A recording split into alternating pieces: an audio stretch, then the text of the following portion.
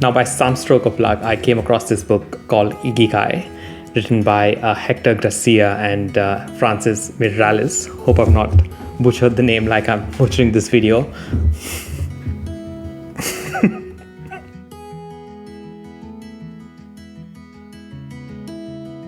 I'm going to do this video in two parts. Second part, we're going to discuss more about their lifestyle and their diet, food, exercise. But in this part, we're going to focus on the little things that we can do to find our Ikigai. Happiness, such a debated topic, isn't it? Especially after the year we've had where a lot of us have been forced to introspect. Are we actually happy?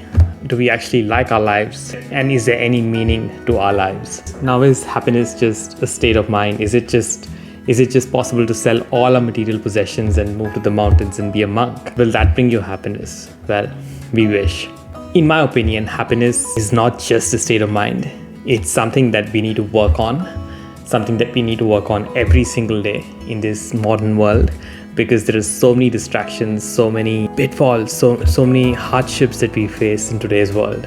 And happiness is something that constantly tries and eludes us, and it's something that we are constantly chasing. If you think about it, everything we do, we feel that, okay, I'll do this and I'll be happy, or I'll do that and I'll be happy. So what I mean to say is that happiness is something that we surely need to work on. It's not just a state of mind. Now, by some stroke of luck, I came across this book called Ikigai, written by Hector Garcia and Francis Miralles. And it follows the lives of people in Ogimi in Japan. And this little city has the highest life expectancy rate in the entire world. That means people over there live really long lives. What is it that makes their lives so fulfilling?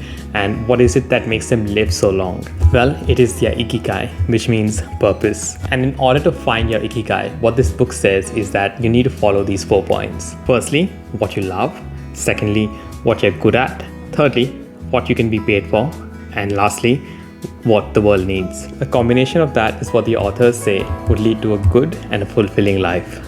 To find your purpose, the first thing you do is find something that you love. Well, easier said than done, isn't it? Because at some stage in our life, a lot of us come to a point where we realize that the work that we do is meaningless. We realize that the office that we go to will run regardless of us being there or not. And what this makes us feel is really hollow. Now think about falling in love. Everything seems to be great then, doesn't it? Even cold winter mornings or cold, rainy, miserable days seem to be beautiful. And momentarily, all the worries in your life seem to take a back seat. How good would it be if your work made you feel that way? I'm an accountant, and that's what actually pays my bills. But my passion lies in writing. It lies in making these videos, and it lies in inspiring people or helping people be better versions of themselves. That brings me happiness. At this point, it gives me absolutely no money, and I would like to take this opportunity to request you to like and subscribe and hit the bell icon for this channel so that eventually it does pay my bills. Second part is something that you're good at. So think about any sportsman or sportswoman who you admire. Think about their prime and think about when they started. Are they as good when they started as they were in their prime?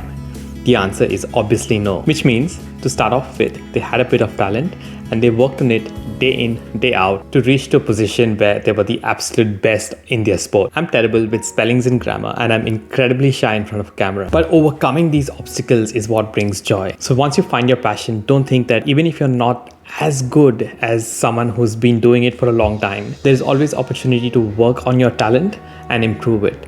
And the more work and the more time you put into your talent, you will obviously improve it and you'll see it flourish. Hope you enjoyed this video. We'll be posting part 2 of this video probably sometime next week. Do hit the bell icon so that you do get a notification when I do. And as always, thanks for your time. I'm very grateful.